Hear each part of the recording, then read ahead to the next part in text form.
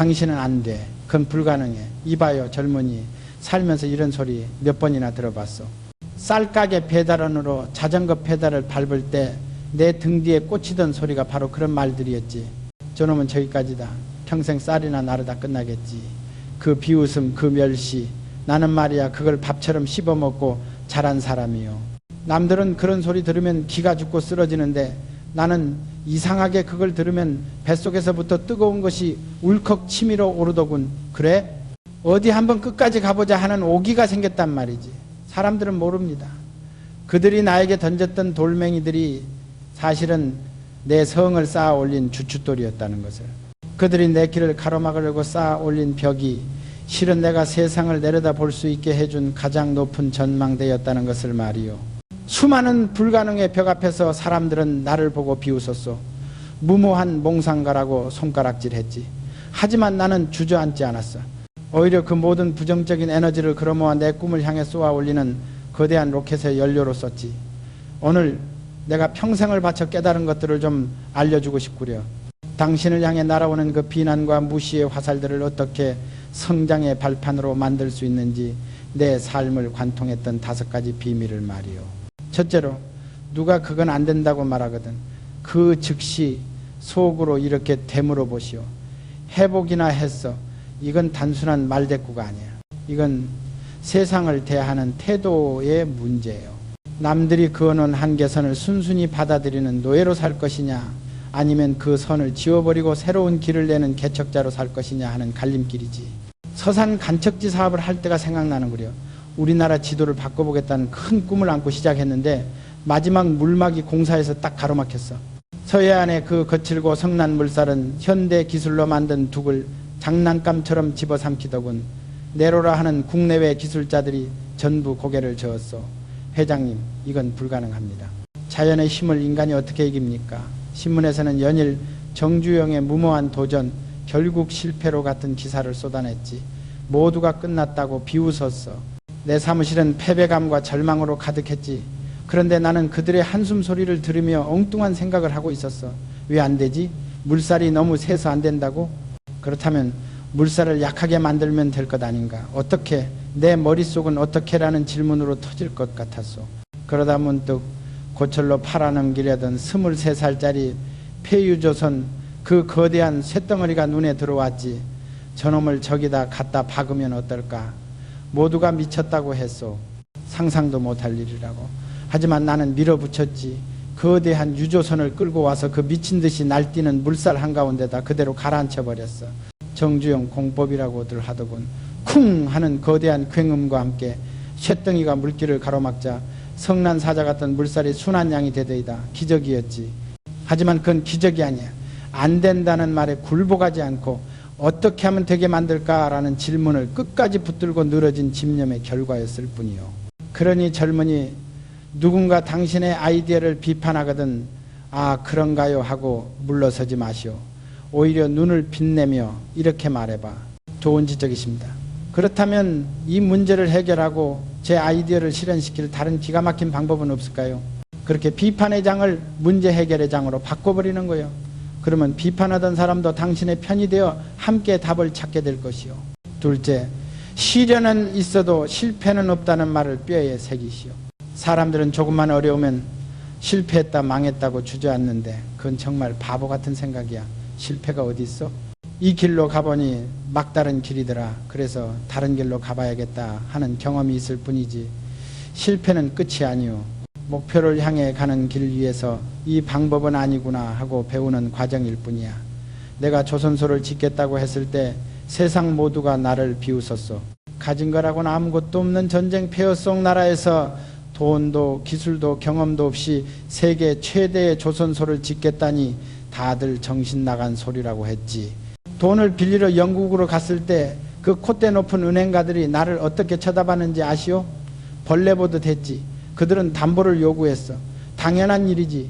그런데 나한테 무슨 담보가 있겠어. 백사장 사진 한 장하고 주머니에 있던 500원짜리 지폐 한 장이 전부였어. 나는 그 지폐를 꺼내 책상 위에 딱 펼쳐 보였어. 이것을 보시오. 이게 우리나라의 거북선이요. 당신들이 철로 배를 만들기 수백 년 전에 우리 조상들은 이미 철갑선을 만들어 일본을 무찔렀소. 우리에겐 그 잠재력과 정신이 있어. 이 지폐가 바로 우리나라의 신용이고 내 담보요. 그들은 어이없어 했지만 내 눈빛에서 무언가를 읽었지.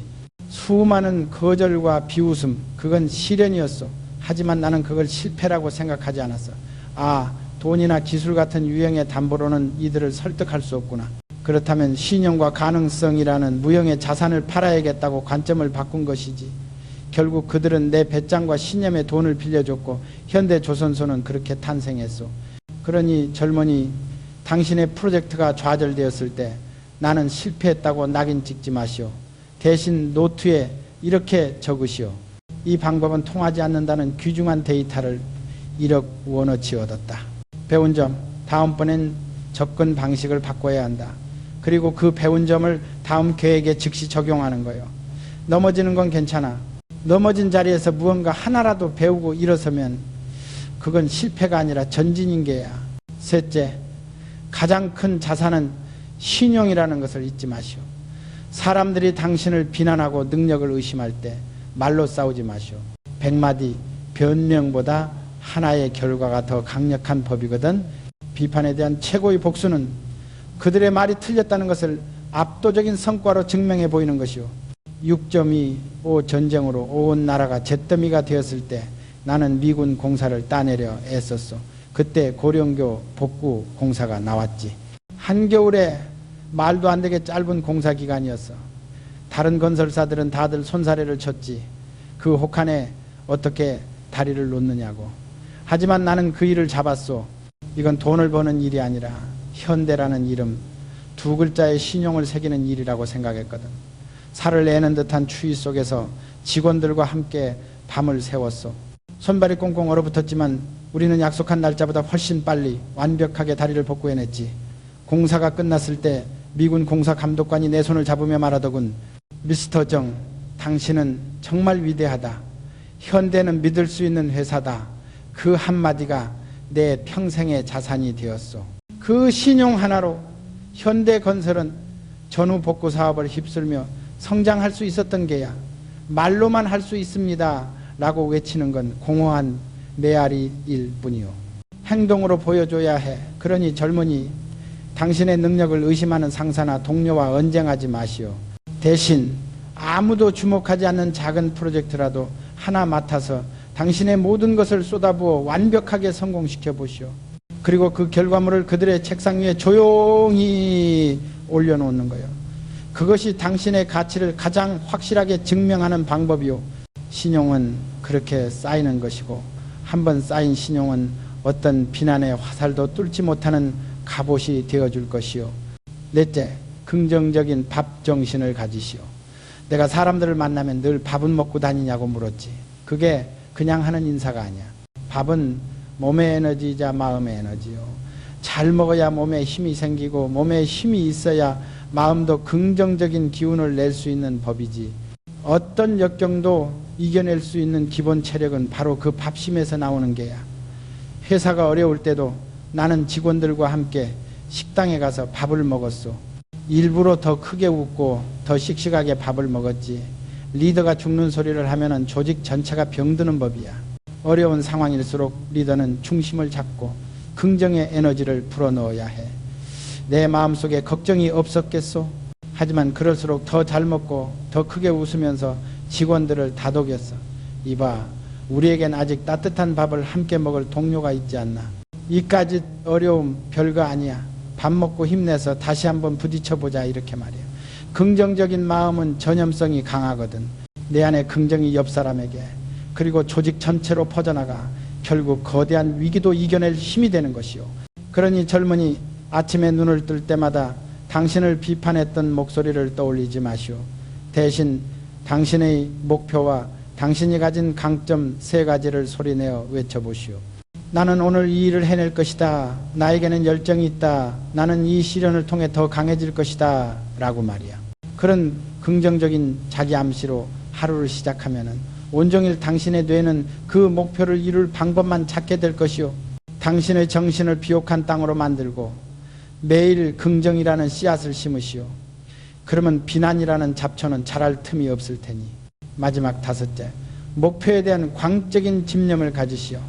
그러면 주변의 소음은 들리지 않게 되어 내가 자동차를 만들겠다고 했을 때 포드와 기술 제휴를 맺었지. 그런데 그들이 우리를 깔보고 핵심 기술은 가르쳐주지 않은 채 껍데기만 조립하는 하청 공장으로 만들려고 하더군. 그래서 나는 그들과의 결별을 선언하고 우리 독자 모델을 만들겠다고 했어. 그때 정말 모두가 나를 말렸어. 정부 관료, 학자, 심지어 우리 회사 임원들까지도 절대 불가능하다며 내 바짓가랑이를 붙잡았지. 그 비난과 우려의 목소리들이 파도처럼 밀려왔어. 하지만 솔직히 말해서 그때 내 귀에는 그런 소리가 잘 들리지 않았어. 내 머릿속은 온통 어떻게 하면 우리 손으로, 우리 기술로 완벽한 자동차를 만들어낼 수 있을까 하는 생각으로 가득 차 있었거든. 목표에 미친 듯이 몰두하면 다른 건 보이지도 들리지도 않게 되는 법이야. 나는 밤낮으로 울산 공장에 살다시피 했소. 젊은 기술자들과 함께 기름 묻은 작업복을 입고 설계도를 보고 쇳덩이를 두드리며 씨름했지. 마침내 우리 손으로 만든 첫 번째 독자 모델 포니의 시동이 부르릉 하고 걸리던 순간을 나는 영원히 잊을 수 없어. 그 엔진 소리는 내게 세상에서 가장 아름다운 교향곡이었어. 그 순간 지난 모든 비난과 무시는 한 줌의 연기처럼 사라져버렸지. 그러니 젊은이, 당신을 흔드는 비판 때문에 잠 못 이루고 있다면 그건 당신의 목표가 그 비판보다 작기 때문이야. 당신의 인생을 걸 만큼 크고 위대한 목표 하나를 정하시오. 그리고 그 목표를 이루기 위한 구체적인 계획을 세워 매일 미친 듯이 실행하는 거요. 비판을 신경 쓸 시간조차 없게 오로지 목표만 보고 전력 질주하는 사람에게 비난은 그저 스쳐 지나가는 바람 소리에 불과할 뿐이요. 나에게 비난과 무시는 장애물이 아니었소. 오히려 더 높이 뛰어오르기 위해 반드시 필요한 디딤돌이었지. 오늘 내가 말해준 이 5가지를 기억하시오. 당신을 향해 비판의 화살이 날아올 때 피하지 마시오. 두려워하지도 마시오. 당당하게 가슴을 펴고 그 화살을 잡으시오. 그리고 당신의 활에 단단히 꽂아 당신이 겨누고 있는 더 높은 목표를 향해 힘껏 쏘아 올리시오. 당신의 위대한 여정을 시작하시오. 이 늙은이도 하늘에서 응원하겠소. 영상이 도움이 되셨다면 구독과 좋아요를 눌러 더 많은 지혜를 만나보세요.